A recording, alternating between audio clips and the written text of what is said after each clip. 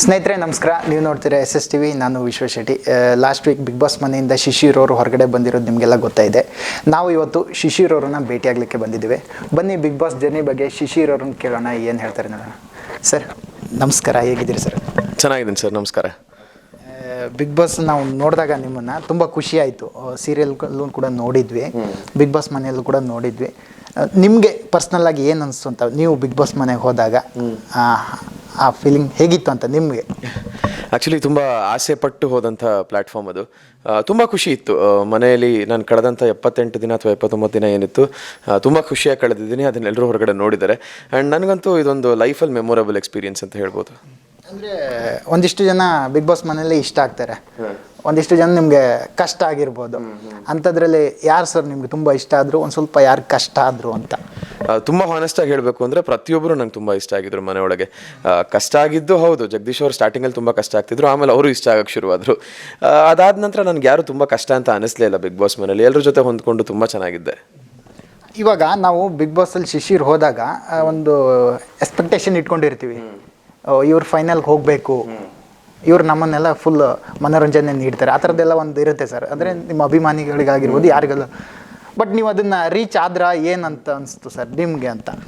ಅಂದರೆ ಮನೆಯೊಳಗಿರಬೇಕಾದ್ರೆ ನಮ್ಗೆ ಯಾವುದೇ ರೀತಿಯಾದಂಥ ಜಡ್ಜ್ಮೆಂಟ್ಸ್ ಗೊತ್ತಾಗ್ತಿರ್ಲಿಲ್ಲ. ಅಲ್ಲಿ ನಮಗೆ ಆದಂಥ ನಮ್ಮ ಆಟಗಳನ್ನು ನಾವು ಆಡ್ತಾ ಇದ್ವಿ. ಬಟ್ ಹೌದು, ನನ್ನ ಆಟ ನಾನು ಆಡಿ, ನಾನೇನು ಫಿನಾಲೆಗೆ ಹೋಗಬೇಕು ಅನ್ನೋ ಕನಸು ಕಟ್ಕೊಂಡು ಹೋಗಿದ್ನೋ ಆ ಆಟ ನಾನು ಆಡ್ತಿದ್ದೆ. ಎಲ್ಲಿ ಏನು ಸಮಸ್ಯೆ ಆಯಿತು ಅನ್ನೋದು ಇದುವರೆಗೂ ನನಗೆ ಗೊತ್ತಾಗಿಲ್ಲ. ಆ್ಯಂಡ್ 11 ವಾರಕ್ಕೆ ಹೊರಗಡೆ ಬಂದ್ಬಿಡ್ತೀನಿ ಅಂತ ನಾನು ಖಂಡಿತ ಎಕ್ಸ್ಪೆಕ್ಟ್ ಮಾಡಿರಲಿಲ್ಲ. ಬಟ್ ನನ್ನ ಆಟನ ಪ್ರಾಮಾಣಿಕವಾಗಿ ತುಂಬ ಚೆನ್ನಾಗಿ ಆಡ್ತಿದ್ದೆ ನಾನು. ಅಂದರೆ ಇವಾಗ ಹೋಗಿರ್ತೀರ ಸರ್, ಒಂದು ಹೋಗಿ ಬಂದಾಗ ನನಗೆ ಒಂದು ಅಸಮಾಧಾನ ಇದೆಯಾ? ಓಕೆ ಬಂದದ್ದು ಓಕೆನಪ್ಪ ಅಂತ ಆ ಥರ ಇದೆಯಾ? ಇಲ್ವ ನಾನು ಇನ್ನೂ ಒಂದು ಸ್ವಲ್ಪ ದಿನ ಇರಬೇಕು, ಆ ಥರ ನಿಮ್ಮಲ್ಲಿ ಏನಾದ್ರು ಅಸಮಾಧಾನ ಇದೆಯಾ ಅಂತ? ಆಬ್ವಿಯಸ್ಲಿ ಇನ್ನೊಂದಷ್ಟು ದಿನ ಇರಬೇಕಾಗಿತ್ತು ಅನ್ನೋ ಒಂದು ಆಸೆ ಇತ್ತು. ಆ್ಯಕ್ಚುಲಿ ಫಿನಾಲೇನೇ ನಾನು ಏಮ್ ಆಗಿತ್ತು. ಆ್ಯಂಡ್ ಅದೇ ನಿಟ್ಟಿನಲ್ಲೇ ಇದ್ದೆ ನಾನು. ಯಾಕಂದರೆ ಮನೆಯವ್ರು ಯಾರೇ ಬಾಯಲ್ಲಿದ್ದರೂ ಫಿನಾಲೆ ಕಂಟೆಸ್ಟೆಂಟ್ ಅಂತಲೇ ಮನೆಯವ್ರು ಹೇಳ್ತಾ ಇದ್ರು ಒಳಗಿದ್ದಾಗ. ಹೌದು, ನಾಮಿನೇಷನ್ಸ್ ಅಂತ ಬಂದಾಗ ಹೆಸರು ತೊಗೊಂಡು ನಾಮಿನೇಟ್ ಮಾಡಲೇಬೇಕಾಗ್ತಿತ್ತು. ಅದನ್ನೆಲ್ಲ ಹೊರತುಪಡಿಸಿ ಮನೆಯವರೆಲ್ರಿಗೂ ನಾನು ಫಿನಾಲೆಲ್ಲೇ ಇರ್ತೀನಿ ಅಂತ ಇತ್ತು. ಆ್ಯಂಡ್ ಹೊರಗಡೆ ಬಂದಮೇಲೆ ನೋಡಿದಾಗಲೂ ಜನರಿಗೂ ತುಂಬ ಬೇಜಾರಾಗಿತ್ತು, ಫಿನಾಲೆವರೆಗೂ ಇರುವಂಥ ಕಂಟೆಸ್ಟೆಂಟ್ ಇಷ್ಟು ಬೇಗ ಬಂದ್ಬಿಟ್ರು ಅನ್ನೋದು. ಸೊ ಇದೆಲ್ಲ ಬೇಜಾರಂತೂ ಇದೆ. ಬಟ್ ಇದೊಂದು ಎಂಡ್ ಆಫ್ ದಿ ಡೇ ಒಂದು ಆಟ ಅಲ್ವಾ, ಯಾರಾದರೂ ಒಬ್ರು ಹೊರಗಡೆ ಬರಲೇಬೇಕು. ಸೊ ಇಟ್ಸ್ ಓಕೆ ಅಂತ ಅನಿಸ್ತು. ನಾವೆಲ್ಲ ಅಂದ್ಕೊಂಡಿದ್ರೆ ಶಿಶಿರ್ ಅವರು ಇನ್ನೂ ಇರಬೇಕಾಗಿತ್ತು ಅಂತೆಲ್ಲ ಅಂದ್ಕೊಂಡಿದ್ವಿ. ಬಟ್ ನೀವು ಹೋದಾಗ ಒಂದು ವೀಕ್ ಜೈಲಲ್ಲಿ ಅಥವಾ ಈ ಕಡೆ ಮನೆಯಲ್ಲಿ ನರಕ ಸ್ವರ್ಗ ನರಕ ಅಂತ ಒಂದು ಕಾನ್ಸೆಪ್ಟ್ ಬಂದಾಗ ಅಲ್ಲೊಂದು ಸ್ವಲ್ಪ ಆ್ಯಕ್ಟಿವ್ ಆಗಿದ್ದಿದ್ರು ಶಿಶಿರ್ ಅವರು. ಆ ನಂತರ ಬರ್ತಾ ಬರ್ತಾ ಫುಲ್ ಡೌನ್ ಆಗೋದ್ರು. ಯಾಕೆ, ಏನು ರೀಸನ್ನು ಅಂತ? ಇಲ್ಲ, ನಾನು ಆ್ಯಕ್ಟಿವ್ನೆಸ್ ಡೌನ್ ಆಯಿತು ಅನ್ನೋದಕ್ಕಿಂತ ಅಲ್ಲಿ ಕಾನ್ಸೆಪ್ಟ್ ಇದ್ದಿದ್ದೇ ಆ ಥರ. ನಾವು ಆ ಥರ ಬಿಹೇವ್ ಮಾಡಲೇಬೇಕಾಗಿತ್ತು. ಅಲ್ಲಿ ನಮಗೆ ಅಲ್ಲಿನ ಹಠ ಏನಪ್ಪ ಅಂದರೆ ಸ್ವರ್ಗಕ್ಕೆ ಹೇಗಾದರೂ ಮಾಡಿ ಹೋಗಲೇಬೇಕು. ಸೊ ಆ ಹಠದಲ್ಲಿ ಆ 2 ವಾರ ಆಟ ಆಡಿದ್ವಿ ನಾವು. ಅದಾದಮೇಲೆ ಮನೆಯವರೆಲ್ಲ ಒಂದಾದಾಗ ಒಬ್ಬ ನಾರ್ಮಲ್ ಕಂಟೆಸ್ಟೆಂಟ್ ಯಾವ ಥರ ಆಟ ಆಡಬೇಕು, ಎಲ್ಲಿ ಬೇಕೋ ಅಲ್ಲಿ ಮಾತಾಡೋವಂಥ ವ್ಯಕ್ತಿತ್ವ ನಂದು. ಎಲ್ಲ ಕಡೆ ಕೂಗಾಡ್ಕೊಂಡು ಕಿರ್ಚಾಡ್ಕೊಂಡು ಮಾತಾಡೋವಂಥ ವ್ಯಕ್ತಿ ನಾನಲ್ಲ. ಸೊ ಹಾಗಾಗಿ ನಿಮಗೆಲ್ಲ ಒಂಚೂರು ಅದು ಕಡಿಮೆ, ಮೊದಲನೇ ವಾರಕ್ಕೆ 2ನೇ ವಾರ ಕಂಪೇರ್ ಮಾಡಿಕೊಂಡ್ರೆ ಕಡಿಮೆ ಅಂತ ಅನಿಸಿದ್ದಿರ್ಬೋದು. ಬಟ್ ನೀವು ನೋಡ್ತಾ ಇದ್ದಿದ್ದು ಒಂದು 60 ನಿಮಿಷದ ಎಪಿಸೋಡ್ ಆಗಿರುತ್ತೆ. ಬಟ್ ನಾವಲ್ಲಿ 24 ಗಂಟೆ ಕಾಲ ಕಳೆದಿರ್ತೀವಿ. ನಾವು ಏನೇನು ಮಾಡ್ತಿರ್ತೀವಿ ಅನ್ನೋದು ನಮಗೆ 200% ಅರಿವಿರುತ್ತೆ. ಸೊ ಆ ನಿಟ್ಟಿನಲ್ಲಿ ನಾನು ತುಂಬ ಚೆನ್ನಾಗೇ ಇದ್ದೆ ಅಲ್ಲಿ. ಬಟ್ ಜನಕ್ಕೆ ಏನು ಕಂಡಿದೆ ಅನ್ನೋದು ಗೊಂದಲ ಅಷ್ಟೇ. ಅಕಸ್ಮಾತ್ ನೀವು ಲಾಸ್ಟ್ ವೀಕ್ ಹೊರಗಡೆ ಬಂದಿರಲಿಲ್ಲ ಅಂದಿದ್ರೆ ನಿಮ್ಮ ಪ್ಲೇಸಲ್ಲಿ ಯಾರು ಬರ್ಬೋದಾಗಿತ್ತು? ನೀವು ಹೊರಗಡೆ ಇದ್ದರೆ ಯಾರು ಬರ್ಬೋದಾಗಿತ್ತು, ಯಾರು ಬರಬೇಕಾಗಿತ್ತು ಅಂತ? ಯಾರು ಬರಬೇಕಾಗಿತ್ತು ಅನ್ನೋದು ಗೊತ್ತಿಲ್ಲ, ಯಾರು ಬರ್ಬೋದಾಗಿತ್ತು ಅನ್ನೋದು ನನ್ನ ಕಡಾಖಂಡಿತವಾಗಿ ಹೇಳಲಾರೆ. ಯಾಕೆಂದರೆ ಅವತ್ತಿನ ದಿನ ವೀಕೆಂಡ್ ಎಪಿಸೋಡಲ್ಲಿ ನಾವು ಅಷ್ಟು ಜನ ಸೋಫಾ ಮೇಲೆ ಕೂತಾಗ ಯಾರ್ಯಾರು ನಾಮಿನೇಟ್ ಆಗಿದ್ದೀವಿ ಅಂತ ಒಂದ್ಸತಿ ನೋಡ್ಕೊಂಡ್ವಿ. ಪ್ರತಿಯೊಬ್ಬರು ಮಾತಾಡ್ಕೊಂಡಿದ್ದಾರೆ, ನಾಮಿನೇಟ್ ಆಗದೇ ಇರೋರು ಮಾತಾಡ್ಕೊಂಡಿದ್ದಾರೆ. ಯಾಕಂದರೆ ಅಣ್ಣ ಯೂಶಲಿ ಕೇಳ್ತಾರೆ, ನಿಮ್ಮ ಪ್ರಕಾರ ಯಾರು ಹೋಗಬಹುದು, ಯಾರು ಇರಬೇಕು ಅಂತ ಯೂಶಲಿ ಕ್ವೆಶ್ಚನ್ಸ್ ಕೇಳ್ತಾರೆ. ಸೊ ಎಲ್ಲರೂ ಮಾತಾಡ್ಕೊಂಡಿದ್ದು ನಮ್ಗೆ ಆ ಥರ ಕ್ವೆಶ್ಚನ್ಸ್ ಕೇಳಿದಾಗ ಯಾರು ಹೆಸರು ತೊಗೋಬೇಕು ಅಂತಲೇ ಗೊತ್ತಾಗಲ್ಲ. ಬಿಕಾಸ್ 8 ಜನ is a very tough call. So ನಮಗೆ ಪ್ರತಿಯೊಬ್ಬರು ಈ ವಾರ ಒಂದೊಂದು ರೀತಿಯಾದಂತಹ ಆಟ ಅಂತ ತೋರಿಸಿದ್ದಾರೆ. ಸೊ ಯಾರನ್ನ ಕಳಿಸ್ಬೇಕು ಅಂತ ಕೇಳಿದಾಗ ಹೇಳೋದು ತುಂಬ ಕಷ್ಟ ಆಗೋಗುತ್ತೆ ಅಂತ ಮಾತಾಡ್ಕೊಂಡಿದ್ದೆ. ಸೊ ನನಗೂ ಅದೇ ಇದೆ ತಲೆಯಲ್ಲಿ. ನಾನಲ್ಲಿ ಧನು ಹೆಸರು ಹೇಳಿರ್ಬೋದು. ಲಾಸ್ಟಲ್ಲಿ ಅನ್ನ ಕೇಳಿದಾಗ ಧನು ಹೋಗಬಹುದು ಅಂತ ಹೇಳಿರ್ಬೋದು. ಬಟ್ ನನಗೂ ಧನು ಇರಬೇಕಾಗಿತ್ತು ಅಂತಲೇ ಇತ್ತು. ಬಿಕಾಸ್ ಅವ್ರಿಗೋಸ್ಕರ ಅವ್ರು ಸ್ಟ್ಯಾಂಡ್ ತೊಗೊಂಡಿದ್ರು ಆ ವಾರ ರಜತ್ ಜೊತೆ ಆಗಿದ್ದ ಇನ್ಸಿಡೆಂಟ್ಸಲ್ಲಿ. ತುಂಬ ಟಫ್ ಇತ್ತು. ನನಗೆ ಗೊತ್ತಿಲ್ಲ ಯಾರು ಹೋಗ್ಬೋದಾಗಿತ್ತು ಅಂತ. ಇವಾಗ ಹೊರಗಡೆ ಶಿಶಿರ್ ಅಂತ ನಿಮ್ಮ ಹೆಸರು ಕೇಳಿದಾಗ ನಿಮ್ಗೆ ಏನು ಅನಿಸ್ತು ಅಂತ? ಶಾಕಿಂಗ್ ಆಗಿತ್ತಾ, ಯಾವ ಥರ ಇತ್ತು ಅಂತ ಆ ಮೂಮೆಂಟು? ಆ್ಯಕ್ಚುಲಿ ಎಕ್ಸ್ಪೆಕ್ಟ್ ಮಾಡಿರಲಿಲ್ಲ. ಒಂದು ಬಾಟಮ್ 2ಗೆ ಬರ್ತೀನಿ ಅಂತಲೂ ಎಕ್ಸ್ಪೆಕ್ಟ್ ಮಾಡಿರಲಿಲ್ಲ. ತುಂಬ ಚೆನ್ನಾಗಿ ಆಡಿದಂಥ ವಾರ ಅದು, ಎಲ್ಲ ಟಾಸ್ಕ್ಗಳಲ್ಲೂ ಟಾಪ್ ಮಾಡಿದಂಥ ವಾರ. ಆ್ಯಂಡ್ ನನಗೆ ಪರ್ಸ್ನಲಿ ನನ್ನ ಗ್ರಾಫ್ ಬದಲಾದಂಥ ವಾರ ಅದು. ಸೊ ಆ ವಾರನೇ ಬಾಟಮ್ 2ಗೆ ಬಂದುಬಿಡ್ತೀನಿ ಆ್ಯಂಡ್ ಅಣ್ಣ ಭವ್ಯನ ಹೆಸರು ಸೇಫ್ ಅಂತ ಹೇಳಿದಾಗ ಆ್ಯಕ್ಚುಲಿ ಬ್ಲ್ಯಾಂಕ್ ಔಟ್ ಆದೆ. ನನಗೆ 0 ರಿಯಾಕ್ಷನ್ಸ್ ಇತ್ತು. ಅದಾದಮೇಲೆ ಅಣ್ಣ ಮಾನಿಟರಿಂದ ಎಕ್ಸಿಟ್ ಆದಮೇಲೆ ನನಗೆ ಅನಿಸಿದಂದೆ ಮುಗೀತು, ಇನ್ನು ಹೇಳಾಗೋಗಿದೆ, ಇದರಲ್ಲಿ ಯಾವ ಚೇಂಜಸ್ಸು ಇಲ್ಲ, ಇನ್ನು ಯಾರ ಮೇಲೂ ಯಾವ ಹಾರ್ಡ್ ಫೀಲಿಂಗ್ಸ್ ಇಟ್ಕೊಳ್ದಂಗೆ ಎಲ್ರಿಗೂ ನನ್ನ ಪ್ರೀತಿಯ ಮಾತುಗಳನ್ನು ಹೇಳಿ ಹೊರಗಡೆ ಬಂದ್ಬಿಡೋಣ, ನನ್ನ ಋಣ ಇಷ್ಟೇ ಇತ್ತು ಅನ್ಸುತ್ತೆ ಇದರಲ್ಲಿ ಅಂತ ಅಂದ್ಕೊಂಡು ಬಂದಿತ್ತು.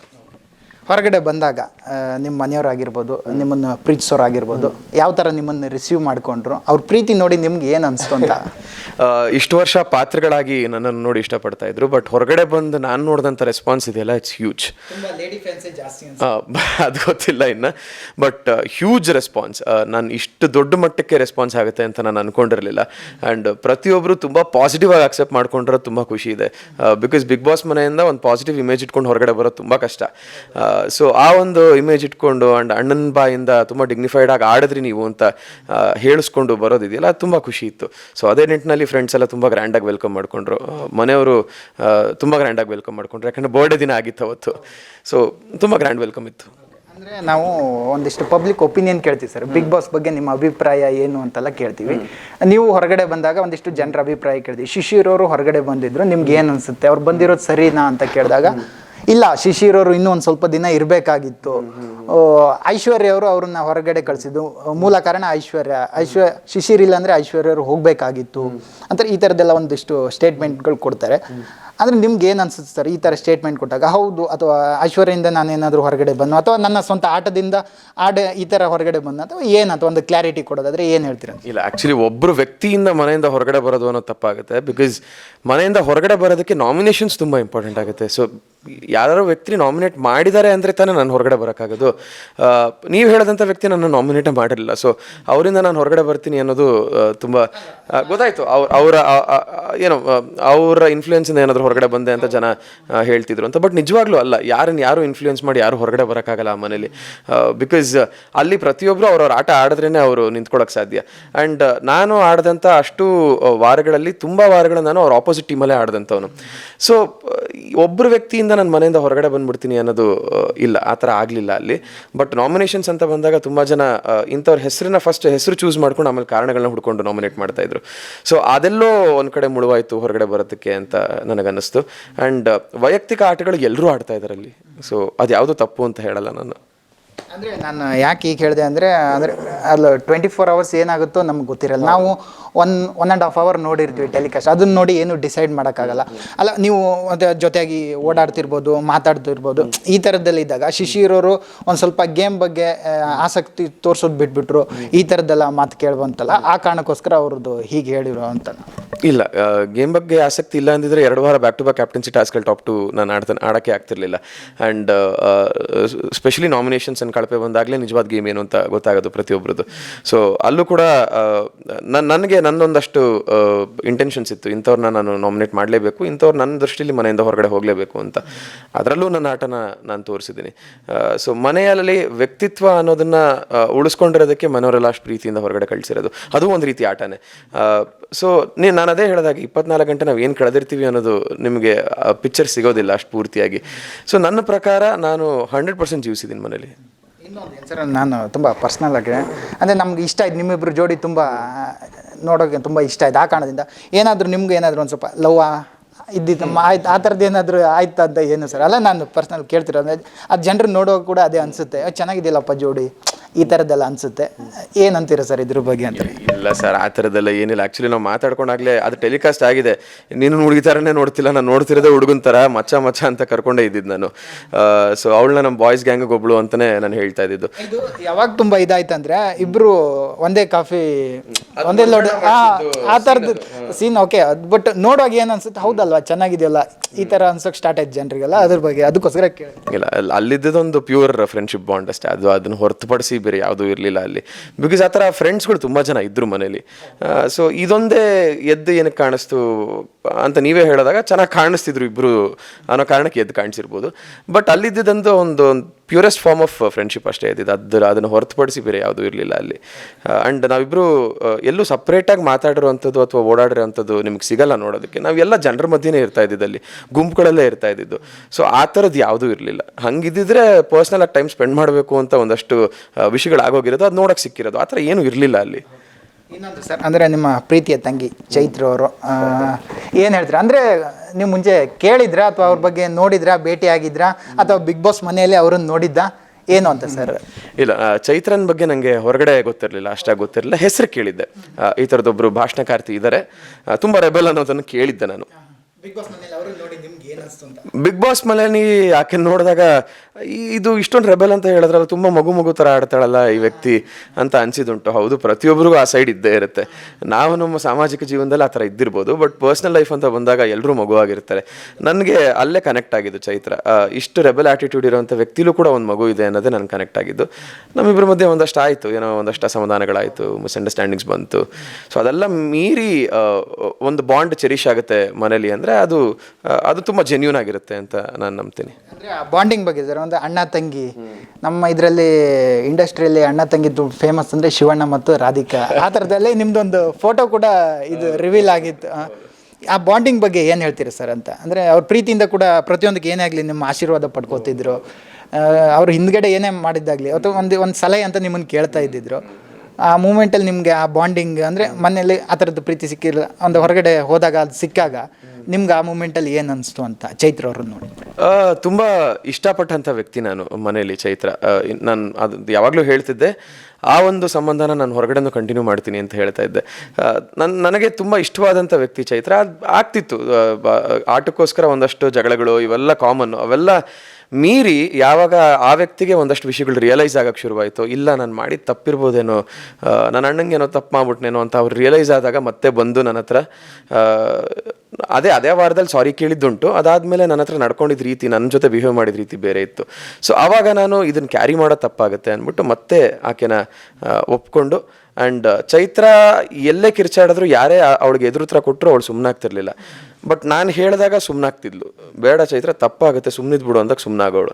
ಸೊ ಇದು ಒಬ್ಬ ವ್ಯಕ್ತಿಗೆ ಇನ್ನೊಂದು ವ್ಯಕ್ತಿ ಕೊಡೋವಂಥ ರೆಸ್ಪೆಕ್ಟ್ ಅಂತ ನಾನು ಭಾವಿಸೋದು. ಸೊ ನಮ್ಮಿಬ್ಬರು ಬಾಂಡ್ ತುಂಬ ಚೆನ್ನಾಗಿತ್ತು. ಆ್ಯಂಡ್ ನನಗೆ ಸಿಬ್ಲಿಂಗ್ಸ್ ಇಲ್ಲ ಯಾರು, ನನಗೆ ಅಣ್ಣ ತಮ್ಮ ಅಕ್ಕ ತಂಗಿ ಯಾರೂ ಇಲ್ಲ. ಸೊ ಆ ಬಾಂಡ್ ನನಗೆ ತುಂಬ ಜೆನ್ಯೂನಾಗಿ ನಾನು ಫೀಲ್ ಮಾಡ್ತೀನಿ.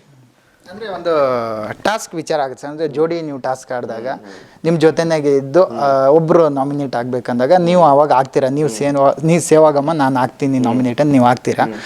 ಬಟ್ ನೆಕ್ಸ್ಟ್ ಮೂಮೆಂಟಲ್ಲೇ ಪ್ಲೇಟ್ ಚೇಂಜ್ ಮಾಡಿಬಿಡ್ತಾರೆ. ಶಿಶಿರ್ ನನಗೆ ಬೇಡ, ಇನ್ನೂ ಟಫ್ ಕಾಂಪಿಟೇಟರ್ ಅಂದರೆ ಪಾರ್ಟ್ನರ್ ಬೇಕು ಅನ್ನೋದು ರೀತಿಯಲ್ಲಿ ಅವರು ನಿಮ್ಮನ್ನು ಬಿಟ್ಕೊಟ್ಬಿಡ್ತಾರೆ. ಅಂದರೆ ನೀವು ಇಷ್ಟೆಲ್ಲ ಅವರಿಗೋಸ್ಕರ ಮಾಡಿದ್ದು ಏನೋ ಗೇಮ್ ಅಂತ ಮಾಡಿದ್ರು ಅಥವಾ ತಂಗಿ ಅದೇನೋ ನೆಕ್ಸ್ಟ್, ಬಟ್ ಹೀಗೆಲ್ಲ ಮಾಡಿದಾಗ ಬಟ್ ಅವರು ನಿಮ್ಗೆ ಉಲ್ಟಾ ಹೊಡೆದಾಗ ಆ ಮೂಮೆಂಟಲ್ಲಿ ನಿಮ್ಮ ಮೆಂಟಾಲಿಟಿ ಹೇಗಿತ್ತು ಅಂತ, ಅದಾಗ ಏನು ಅನಿಸ್ತು ಅಂತ, ಇಂಥವ್ರಿಗೆ ನಾನು ಈ ಥರ ಮಾಡ್ಬಿಟ್ನಾ ಅಂತ? ಒಂದು, ಆ ನಾಮಿನೇಷನ್ ಬಗ್ಗೆ ನಂಗೆ ರಿಗ್ರೆಟ್ಸ್ ಇರಲಿಲ್ಲ. ನಾನು ಇವಳು ಹಿಂಗೆ ಮಾಡಿಬಿಟ್ಲು, ಅವಳಿಗೋಸ್ಕರ ನಾನು ಅದನ್ನು ಮಾಡಿದ್ದೆ ಅನ್ನೋ ರಿಗ್ರೆಟ್ಸ್ ನನಗಿರಲಿಲ್ಲ. ಬಟ್ ಅವಶ್ಯಕತೆ ಇರಲಿಲ್ಲ ಅನ್ನೋ ಸಿಟ್ಟು ನನಗಿತ್ತು. ನಾನು ರಿಯಾಕ್ಟ್ ಮಾಡೋದಂಥ ರೀತಿ ನೀವೆಲ್ಲರೂ ನೋಡಿರ್ತೀರ ಟಿ ವಿಲಿ. ಸಿಕ್ಕಾಪಟ್ಟೆ ಫ್ರಸ್ಟ್ರೇಟ್ ಆಗಿದ್ದೆ. ಯಾಕಂದರೆ ಅದಕ್ಕೆ ಮುಂಚಿನ ಟಾಸ್ಕಲ್ಲಿ, ಮಣ್ಣು ತೆಗಿಯೋ ಟಾಸ್ಕಲ್ಲಿ ನಮಗೆ ಪಾಯಿಂಟ್ಸ್ ಬಂದಿರಲ್ಲ, 0 ಬಂದಿರುತ್ತೆ. ಮತ್ತೆ ಬೋನಸ್ ಪಾಯಿಂಟ್ ದಾಳಿಕೋರರಿಗೆ ಕೊಡ್ತೀವಿ ಅಂದ್ಬಿಟ್ಟು ಇನ್ನೊಂದು ರೌಂಡ್ ಆಡಿಸ್ತಾರೆ. ಅಲ್ಲಿ ಹೋಗು ಬೋನಸ್ ಪಾಯಿಂಟ್ ಎತ್ಕೊಂಡ್ಬಂದಿರ್ತೀನಿ ನಾನು ಹೋಗ್ಬಿಟ್ಟು ನಮ್ಮ ಟೀಮ್ಗೋಸ್ಕರ. ಸೊ ಇದೆಲ್ಲ ನೋಡಿರ್ತಾಳೆ. ಆ್ಯಂಡ್ ಅಂಡರ್ಸ್ಟ್ಯಾಂಡಿಂಗ್ ಚೆನ್ನಾಗಿತ್ತು. ಗ್ರಾಸರಿ ಟಾಸ್ಕಲ್ಲಿ ನಂಬರ್ 1 ಬಂದಿದ್ವಿ ನಾವು, ಸ್ಟ್ಯಾಚ್ಯೂ ಟಾಸ್ಕಲ್ಲಿ ನಂಬರ್ 1 ಬಂದಿದ್ವಿ. ಸೊ ಇದೆಲ್ಲ ನೋಡ್ಬಿಟ್ಟು ಮತ್ತೆ ಟ್ರಂಪ್ ಕಾರ್ಡ್ ಚೂಸ್ ಮಾಡ್ತಾಳಲ್ಲ ಏನಕ್ಕೆ ಅನ್ನೋ ಸಿಕ್ಕಾವಡೆ ಫ್ರಸ್ಟ್ರೇಷನ್ ಇತ್ತು. ಅದನ್ನೆಲ್ಲ ತೀರಿಸ್ಕೊಂಡೆ. ಹೌದು, ತೀರಿಸ್ಕೊಂಡ್ಮೇಲೆ ನನಗೆ ಅವತ್ತು ರಾತ್ರಿ ಕೂತ್ಕೊಂಡು ಯೋಚನೆ ಮಾಡಿದಾಗ ಅನಿಸಿದ್ದು, ಎಷ್ಟು ದಿನ ಈ ಬ್ಯಾಗೇಜ್, ಏನಕ್ಕೆ ಅವಶ್ಯಕತೆ ಇದೆ. ಆ್ಯಂಡ್ ಆವಾಗಲೇ ನನ್ನ ಫ್ರೆಂಡ್ಸ್, ಮನೇಲಿ ಇದ್ದಿದ್ದು ಫ್ರೆಂಡ್ಸ್ ಹೇಳಿದ್ದು, ನೀನು ಇದನ್ನು ಮಾಡ್ತಿರೋ, ನೀನು ಇಲ್ಲಿ ಬಂದಿರೋ ಉದ್ದೇಶ ಏನು, ಯಾರಿಗೋಸ್ಕರ ಆಡ್ತಿದ್ಯಾ, ನಿನ್ನ ನೋಡೋ ಜನಕ್ಕೆ ನೀನು ಕೊಡ್ತಿರೋ ಉತ್ತರ ಏನು, ನೀನು ಬೆಲ್ಟೆಲ್ಲ ಕಿತ್ತಾಕ್ ಹೋಗ್ಬಿಟ್ರೆ ನಿನ್ನನ್ನು ಇಷ್ಟಪಡ್ತಿರೋರು ಏನು ಮಾಡಬೇಕು. ಸೊ ಅಂದಾಗ ಮತ್ತೆ ಆಟ ಕಂಟಿನ್ಯೂ ಮಾಡಿದ್ದು. ಆ್ಯಂಡ್ ನೆಕ್ಸ್ಟ್ ಡೇ ನಾನು ಹೌದು, ನಂಗೆ ಆ ವ್ಯಕ್ತಿ ಮುಖ ನೋಡೋಕ್ಕೂ ಇಷ್ಟ ಇರ್ತಿರ್ಲಿಲ್ಲ. ಬಟ್ ಗೇಮ್ ಅಂತ ಬಂದಾಗ ಅದನ್ನೆಲ್ಲ ಸೈಡ್ಗಿಟ್ಟು ಆಡಲೇಬೇಕಾಗತ್ತೆ. ಸೊ ಅದೇ ನಿಟ್ಟಿನಲ್ಲಿ ಬಾಟಮ್ ಟೇಬಲಲ್ಲಿ ಇದ್ದವರು ಟಾಪ್ 3ಗೆ ಬರ್ತೀವಿ ಅದೊಂದು ಪರ್ಫಾರ್ಮೆನ್ಸ್ ಆದಮೇಲೆ. ಆ್ಯಂಡ್ ಅದಾದಮೇಲೆ ನಾನು ಅಂದ್ಕೊಂಡಿದ್ದು, ಇದನ್ನು ಡೈಲಿ ಕ್ಯಾರಿ ಮಾಡೋದಕ್ಕಿಂತ ಅದಕ್ಕೆ ಅಂತ ಒಂದು ವೇದಿಕೆ ಸಿಗುತ್ತೆ. ಆ ವೇದಿಕೆಯಲ್ಲಿ ನನ್ನ ಫ್ರಸ್ಟ್ರೇಷನ್ನ ಹೊರಗಡೆ ಹಾಕಿ ನನ್ನ ಕೋಪನ ತೋರಿಸ್ಬೇಕು ಅಂತ. ಅದು ಸಿಕ್ಕಿದ್ದೆ ನನಗೆ ನಾಮಿನೇಷನ್ ಅಂತ. ನಾಮಿನೇಷನ್ ಅವಳನ್ನು ಡೈರೆಕ್ಟಾಗಿ ನಾಮಿನೇಟ್ ಮಾಡ್ತೀನಿ. ಅವಳಿಗೆ ಹೇಳೋದು ಅದೇ, ನೀನು ಯಾವತ್ತೂ ನಂಬಲ್ಲ ನಾನು. ಬಟ್ ನಮ್ಮಿಬ್ಬರದು ಅದೇನು ಬಾಂಡಿಂಗ್ ಇದೆ ಅದನ್ನಂತೂ ಮುರ್ಕೊಳ್ಳೋಕೆ ನನಗೆ ಇಷ್ಟ ಇಲ್ಲ. ಬಟ್ ಯಾವತ್ತೂ ನಂಬಲ್ಲ, ನಿನ್ನ ನಾಮಿನೇಟ್ ಮಾಡ್ತಾ ಇದ್ದೀನಿ ಅಂತ ಹೇಳಿ ನಾಮಿನೇಟು ಮಾಡಿದ್ದೆ, ಕಳಪೆನೂ ಕೊಟ್ಟಿದ್ದೆ ಆ ವಾರ. ಸೊ ಅಲ್ಲಿ ನಾನು ತೀರಿಸ್ಕೊಂಡು ಅಲ್ಲಿಗೆ ಬಿಟ್ಟೆ ನಾನು. ಇನ್ಸಿಡೆಂಟ್ ಆದಮೇಲೆ ಒಂದು ಸ್ವಲ್ಪ ಇವರಿಂದ ಎಷ್ಟು ಬೇಕೋ ಅಷ್ಟರಲ್ಲೇ ಇರಬೇಕು, ಒಂದು ಸ್ವಲ್ಪ ಡೇಂಜರು ಆ ಥರದ್ದು ಏನಾದರೂ ಅನಿಸ್ತಾ ನಿಮ್ಗೆ ಅಂತ ಅವಾಗ? ಅಂದರೆ ನಂಬಾರ್ದು ಅಂತ ಅನಿಸುತ್ತೆ ಹೊರತು ಅವರಿಂದ ದೂರ ಇರಬೇಕು ಅಂತ ಅನಿಸಿರಲಿಲ್ಲ. ಸೊ ನಂಬೋದು ಬಿಡೋದು ಅದು ನನ್ನ ಪರ್ಸ್ನಲ್ಗೆ ಬಿಟ್ಟಿರುತ್ತೆ. ಇವಾಗ ಅವ್ರು ಏನಾದರೂ ಹೇಳಿದಾಗ ನಾನು ನಂಬಿಟ್ರೆ ನಾನು ಮತ್ತೆ ಲೂಸರ್ ಆಗಿ ಹೋಗ್ತೀನಿ. ಸೊ ನಂಬಾರ್ದು. ನಂಬಿಕೆ ಅನ್ನೋ ವಿಚಾರದಲ್ಲಿ ಅವ್ರು ಎಷ್ಟು ಹೇಳ್ತಾರೋ ಅದನ್ನು ತೊಗೊಂಡು ನನಗೆ ಅನ್ಸಿದ್ದನ್ನು ತೊಗೊಂಡು ಮಿಕ್ಕಿದ್ದು ಬಿಟ್ಬಿಡ್ಬೇಕು ಅನ್ನೋದ್ರಲ್ಲೇ ಇದ್ದೆ. ಅದಾದಮೇಲೆ ಮತ್ತೆ ಅವ್ರು ನನ್ನನ್ನು ಯಾವತ್ತೂ ಇನ್ಫ್ಲೂಯೆನ್ಸ್ ಮಾಡೋಕ್ಕೆ ಬರಲಿಲ್ಲ ಅಥವಾ ಬೇರೆ ರೀತಿ ಏನು ನಂಬಿಸೋದಕ್ಕೆ ಬರಲಿಲ್ಲ. ಅವ್ರ ಪಾಡಿಗೆ ಅವರು ಅದನ್ನು ಬಿಟ್ಬಿಟ್ರು. ಅದಾದಮೇಲೆ ನಮ್ಮಿಬ್ಬರು ರಿಲೇಷನ್ಶಿಪ್ ಇನ್ನೂ ಸುಧಾರಿಸ್ತಾ ಹೋಯಿತು ಆ್ಯಂಡ್ ಅಲ್ಲೊಂದು ಜೆನ್ಯೂನಿಟಿ ಅನ್ನೋದು ಹುಟ್ಕೋತಾ ಹೋಯಿತು. ಇನ್ನೊಂದು ಸರ್, ಅವರಿಬ್ಬರು ಜಗಳದಲ್ಲಿ ತ್ರಿವಿಕ್ರಮ್ ಮತ್ತು ಚೈತ್ರ ಅವ್ರ ಜಗಳದಲ್ಲಿ ನಿಮ್ಮ ಕ್ಯಾರೆಕ್ಟರ್ ಬಗ್ಗೆ ಒಂದು ಸ್ವಲ್ಪ ಅವರು ಮಾತಾಡ್ತಾರೆ. ನೀವು ಅಲ್ಲಿ ಹೇಳ್ತೀರಾ ನನಗೆ ಕ್ಲಾರಿಟಿ ಬೇಕು ಅಂತೆಲ್ಲ ಹೇಳ್ತೀರಾ. ತ್ರಿವಿಕ್ರಮ್ ಅವ್ರ ಕಡೆಯಿಂದ ಏನು ವಾದ ಇದೆಯೋ ಅದು ಮಾಡ್ತಾರೆ, ಚೈತ್ರನೂ ಕೂಡ ಅವ್ರ ಕಡೆಯಿಂದ ಏನು ವಾದ ಇದೆಯೋ ಅದನ್ನು ಮಾಡ್ತಾರೆ. ನಿಮ್ಮಿಬ್ಬರಲ್ಲಿ ಅವರಿಬ್ಬರಲ್ಲಿ ನಿಮ್ಗೆ ಯಾರನ್ನು ನಂಬೇಕು ಅನ್ಸುತ್ತೆ? ಚೈತ್ರನ ನಂಬೇಕು ಅನ್ಸುತ್ತಾ ಅಥವಾ ತ್ರಿವಿಕ್ರಮ್ ಅವ್ರು ಹೇಳೋದು ಸರಿನಾ ಅಥವಾ ಚೈತ್ರ ಅವ್ರು ಹೇಳೋದು ಸರಿ? ಇವರಿಬ್ಬರಲ್ಲಿ ನಿಮ್ಮನ್ನು ಯಾರು ಸರಿ ಅಂತ ನಿಮ್ಗೆ ಅನಿಸ್ತು ಅಂತ ಆ ಮೂಮೆಂಟಲ್ಲಿ? ಆ್ಯಕ್ಚುಲಿ ಅಲ್ಲಿ ಕನ್ಫ್ಯೂಷನ್ಸ್ ಇತ್ತು. ಹೌದು, ನನಗೆ ಕ್ಲಾರಿಟಿ ಏನಕ್ಕೆ ಬೇಕು ಅಂತ ಕೇಳಿದ್ದೆ ಅಂದರೆ, ಚೈತ್ರನ್ ಬಾಯಿಂದ ಆ ಥರ ಪದಗಳು ಬರೋದಕ್ಕೆ ಸಾಧ್ಯನೇ ಇಲ್ಲ. ಅವರ ನೇಟಿವ್ ಭಾಷೆನೇ ಬೇರೆ, ಅವರು ಮಾತಾಡೋ ಕನ್ನಡನೇ ಬೇರೆ. ಈ ಥರ ಪದಗಳು ಅವರ ನೇಟಿವಲ್ಲಿ ಬಳಸುವಂಥ ಪದಗಳು ಆಗಿರಲ್ಲ. ಆ ಥರದ್ದೊಂದು ಕ್ಲಾರಿಟಿ ಇತ್ತು. ಆ್ಯಂಡ್ ತ್ರಿವಿಕ್ರಮ್ ನನ್ನ ಜೊತೆ ಮೊದಲನೇ ದಿನದಿಂದ ಅಷ್ಟು ವಾರಗಳು ಯಾವತ್ತೂ ನನಗೂ ಅವನಿಗೂ ರಬ್ ಆಗಿರಲಿಲ್ಲ. ತುಂಬ ಒಂದು ಬ್ಯೂಟಿಫುಲ್ ಜರ್ನಿಲೇ ನಾವಿಬ್ಬರು ಹೋಗ್ತಾ ಇದ್ವಿ. ನಾವಿಬ್ಬರು ಯಾವತ್ತೂ ರಬ್ ಮಾಡಿಕೊಂಡು ಜಗಳಾಡಿದ್ದು ಇರಲಿಲ್ಲ. ಇನ್ ಕೇಸ್ ತ್ರಿವಿಕ್ರಮು ಅದನ್ನು ಬೇಕು ಅಂತ ಹುಟ್ಟಾಕ್ಸ್ಕೊಂಡು ಹೇಳ್ತಾನೆ, ಅದು ಕನ್ಫ್ಯೂಷನ್ ಇತ್ತು. ಇಲ್ಲ, ಚಾನ್ಸೇ ಇಲ್ಲ ಅಂತ. ಅದಕ್ಕೋಸ್ಕರ ಕ್ಲಾರಿಟಿ ಬೇಕು ಅಂತ ಹೇಳಿದ್ದೆ. ಅದಾದಮೇಲೆ ನಂದು ತ್ರಿವಿಕ್ರಮ್ದು ದೊಡ್ಡ ವಾದ ಆಗುತ್ತೆ. ಅದು ಟೆಲಿಕಾಸ್ಟ್ ಆಗಿದೆಯೋ ಇಲ್ವೋ ಗೊತ್ತಿಲ್ಲ ನನಗೆ. ಆವಾಗ ತ್ರಿವಿಕ್ರಮ್ ಸಾರಿ ಕೇಳ್ತಾನೆ, ಸಾರಿ ಭಯ್ಯ, ಬಟ್ ಇದು ಹೇಳಿದಂತೂ ನಿಜ, ನಮ್ಮಿಬ್ಬರು ಜಗಳದಲ್ಲಿ ನಿನ್ನ ಹೆಸರು ತೆಗಿಬಾರ್ದಾಗಿತ್ತು, ಐಮ್ ರಿಯಲಿ ಸಾರಿ ಅಂತ ಕೇಳ್ತಾನೆ. ಅವತ್ತು ರಾತ್ರಿ ನಾನು ಯೋಚನೆ ಮಾಡಿದ್ದು, ಇದಕ್ಕೆ ನಾನು ತಲೆ ಕೆಡಿಸ್ಕೊಂಡು ನಾಳೆನೂ ಇದನ್ನು ಕ್ಯಾರಿ ಮಾಡ್ಕೊಂಡು ಹೋದೆ. ಇಬ್ಬರಲ್ಲಿ ಯಾರಾದರೂ ಒಬ್ಬರು ಹೇಳಿರ್ತಾರೆ ಅಂತ ಆದರೆ ಅವ್ರ ಮುಂದೆ ನಾನು ಸೋತಂಗೆ ಆಗ್ಬಿಡುತ್ತೆ, ಅವ್ರು ಗೆದ್ದಂಗೆ ಆಗ್ಬಿಡುತ್ತೆ. ಹೇಳ್ಬಿಟ್ಟು ನನ್ನನ್ನು ಡೌನ್ ಮಾಡಿದೆ ಅನ್ನೋದು ಫೀಲಿಂಗ್ ಅವ್ರಿಗೆ ಬಂದ್ಬಿಡುತ್ತೆ. ಯಾರೇ ಆಗಿರಲಿ ಇಬ್ಬರಲ್ಲಿ, ಬೇಡ ಗುರು, ಅವ್ರಿಗೇನಕ್ಕೆ ನಾನು ಆ ಫೀಲಿಂಗ್ ಕೊಡಬೇಕು? ಅವ್ರ ಮುಂದೆ ನಗ್ನಾಗ್ತಾ ಓಡಾಡ್ತೀನಿ ನಾನು. ನೆಕ್ಸ್ಟ್ ಡೇ ಹೊಸ ದಿನ ಅಂತ ಶುರು ಮಾಡ್ತೀನಿ ನಾನು. ಅವ್ರಿಗೆ ಅನ್ನಿಸ್ಬೇಕು, ಎಷ್ಟು ಹೇಳಿದ್ರು ಇವನ್ನ ಹೊಡಿಯೋಕ್ಕಾಗಲ್ವಲ್ಲ, ನಾವು ಮಾನಸಿಕವಾಗಿ ಕುಗ್ಸೋಕ್ಕಾಗಲ್ವಲ್ಲ ಅಂತ ಅವ್ರಿಗೆ ಅನ್ನಿಸ್ಬೇಕು ಅನ್ನೋ ನಿಟ್ಟಿನಲ್ಲೇ ನೆಕ್ಸ್ಟ್ ಡೇ ಸ್ಟಾರ್ಟ್ ಮಾಡಿದೆ. ಅದಾದಮೇಲೆ ಅವರಿಬ್ರಿಗೂ ಅದು ಕ್ಯಾರಿ ಮಾಡಬೇಕು ಅಂತ ಅನ್ನಿಸ್ಲೇ ಇಲ್ಲ, ಅವರು ಬಿಟ್ಬಿಟ್ರು ಅದನ್ನು.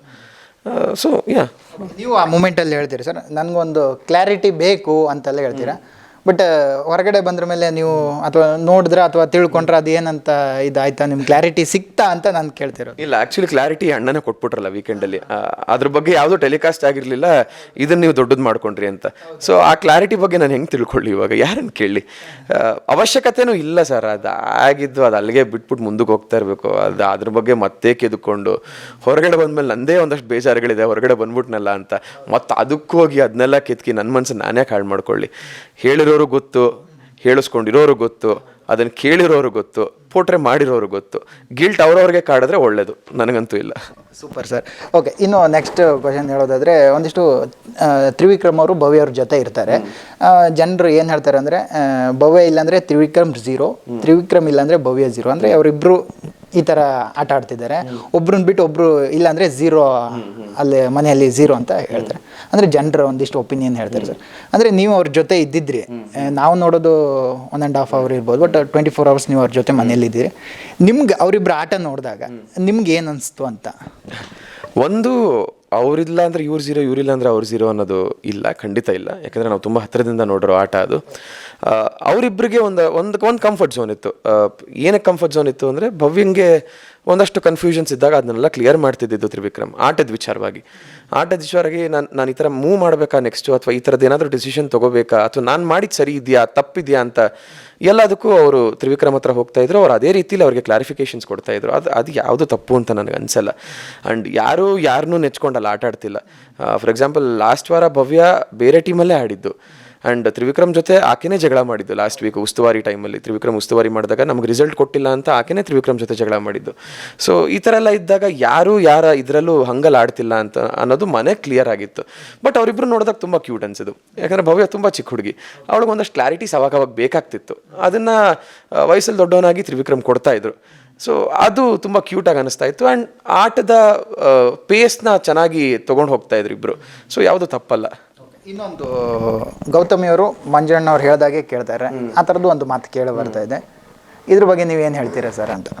ಅಂದರೆ ಗೌತಮಿ ಮಂಜಣ್ಣ ಹೇಳ್ದಂಗೆ ಕೇಳ್ತಾರೇನಾ ಅಥವಾ ಮಂಜಣ್ಣ ಗೌತಮಿ ಕೇಳ್ದಕ್ಕೆ ಅವ್ರು ಕೇಳ್ತಾರೆ, ಆ ಥರದ್ದೊಂದು ಮಾತು ಕೇಳಬಾರ್ದೆ. ಬಟ್ ಅದೇ ನಿಮ್ಗೆ ಏನು ಅನಿಸ್ತಾ ಅಲ್ಲಿದ್ದಾಗ, ಹೌದಾ ಅಥವಾ ಅಂತ ಅನಿಸ್ತಾ, ಅಥವಾ ಅನಿಸ್ದಾಗ ಯಾಕೆ ಇವ್ರು ಈ ಥರ ಮಾತಾಡ್ತಿದ್ದಾರೆ, ಯಾಕೆ ಹೀಗೆ, ಅಥವಾ ನೀವು ಏನಾದರೂ ಕ್ವಶನ್ ಮಾಡ್ಬೇಕಂತ ಅಂದ್ಕೊಂಡಿದ್ವಾ? ಅಂದರೆ ಇಲ್ಲಿ ಬಂದಿರೋದು ಯಾರನ್ನು ಮೆಚ್ಚಕ್ಕಂತೂ ಬಂದಿರೋದಲ್ಲ, ಆಟ ಆಡಕ್ಕೆ ಬಂದಿರೋದು, ಕಪ್ ಗೆಲ್ಲಕ್ಕೆ ಬಂದಿರೋದು. ಯಾರು ಕಪ್ ಗೆಲ್ಲೋರು ಯಾರಾದರೂ ಒಬ್ಬರೇ ಗೆಲ್ಲೋದು. ಓಕೆ, ಅವ್ರನ್ನ ಮೆಚ್ಚಿಸಿ ಇವ್ರಿಗೆ ಏನು ಆಗಬೇಕಾಗಿಲ್ಲ, ಇವ್ರನ್ನ ಮೆಚ್ಚಿಸಿ ಅವ್ರಿಗೆ ಏನು ಆಗಬೇಕಾಗಿಲ್ಲ. ಓಕೆ, ನೀವೇನಾದರೂ ಒಂದು ಕ್ವಶನ್ ರೈಸ್ ಮಾಡಿದ್ದೀರಾ, ಯಾಕೆ ಹೀಗೆ ಆಡ್ತಾ ಇದ್ದೀರಾ, ಯಾಕೆ ಇವರು ಈ ಥರದ್ದು ನೀವೇನಾದರೂ ಅವ್ರದ್ದು ಕ್ವಶನ್ ರೀತಿ ಮಾಡೋದು ರೈಸ್ ಮಾಡಿದ್ರಾ ಏನು ಅಂತ, ನೀವು ಆಗಿರ್ಬೋದು ಅಥವಾ ಮನೆಯವ್ರು ಯಾರಾದರೂ ರೈಸ್ ಮಾಡಿದ್ರಾ ಕ್ವಶನ್ ಅಂತ? ಆ್ಯಕ್ಚುಲಿ ಕ್ಯಾಪ್ಟನ್ಸಿ ಒಂದು ಟಾಸ್ಕ್ ಬರುತ್ತೆ ಯಾವಾಗ ಅಂದರೆ, ಮಂಜಣ್ಣ ರಾಜನ್ ಟಾಸ್ಕ್ ಆದಮೇಲೆ ನೆಕ್ಸ್ಟ್ ವೀಕೆ ಒಂದು ನೀರು ತೊಗೊಂಡೋಗಿ ಹಾಕಿ ಕ್ಯಾಪ್ಟನ್ ಮಾಡಬೇಕಾಗುತ್ತೆ ಇಡೀ ಮನೆಯವರೆಲ್ಲ, ಇಫ್ ಯು ರಿಮೆಂಬರ್.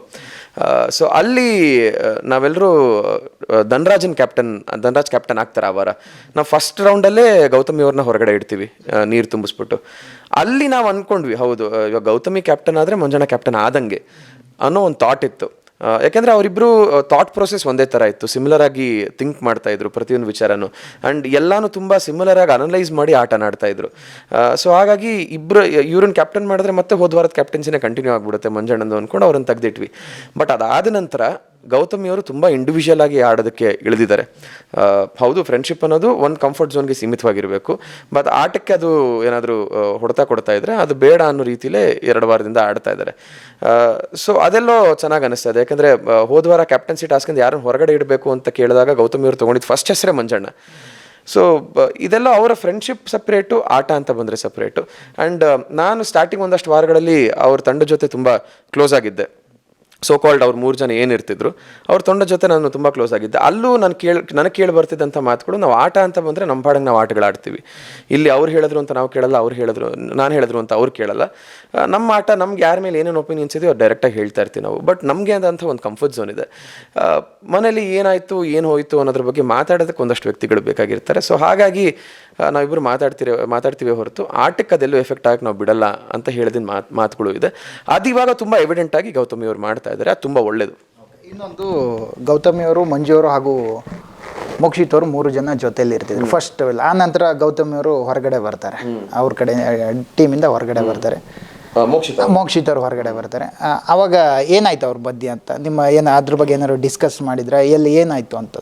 ಅಂದರೆ ಮೋಕ್ಷಿತಂಗೆ ಏನು ಅನ್ನಿಸ್ತಾ ಇತ್ತು ಅಂದರೆ, ಅಲ್ಲಿ ನನ್ನ ಅಸ್ತಿತ್ವ ಏನು ಅಂತ ಅವ್ರಿಗೆ ಅನ್ಸೋಕ್ಕೆ ಶುರುವಾಯಿತು. 3 ಜನದ ಮಧ್ಯೆ ನಾನೆಲ್ಲೋ ಕಳೆದೋಗ್ತಾ ಇದ್ದೀನಿ ಅಂತ ಅನ್ಸೋಕ್ಕೆ ಶುರುವಾಯಿತು. ಸೊ ಆಬ್ವಿಯಸ್ಲಿ ಆ ಥರ ಅನ್ಸೋಕ್ಕೆ ಶುರುವಾದಾಗ ಏನಾಗುತ್ತೆ, ಆಟದಲ್ಲಿ ನಾನೆಲ್ಲೂ ಕಾಣಿಸ್ಕೋತಿಲ್ಲ ಅನ್ನೋದು ಬಂದ್ಬಿಡುತ್ತೆ ತಲೆಯಲ್ಲಿ. ಓಕೆ, ಬೆಟರ್ ನಾನು ಅದರಿಂದ ಹೊರಗಡೆ ಬಂದು ನಾನು ಇಂಡಿವಿಜುವಲ್ ಆಗಿ ಆಡಿದ್ರೆ ಒಳ್ಳೇದು ಅಂತ ಮೋಕ್ಷಿತಂಗೆ ತುಂಬ ಸ್ಟ್ರಾಂಗ್ ಆಗಿ ಅನಿಸಿತ್ತು. ಸೊ ಹಾಗಾಗಿ ಅವರು ಆ ಗುಂಪಿಂದ ಹೊರಗಡೆ ಬಂದರು. ಆ್ಯಂಡ್ ಬಂದ ಮೇಲೆ ಅವರು ತುಂಬ ಸ್ಟ್ರಾಂಗ್ ಆಗಿ ನಿಂತ್ಕೊಂಡ್ರು.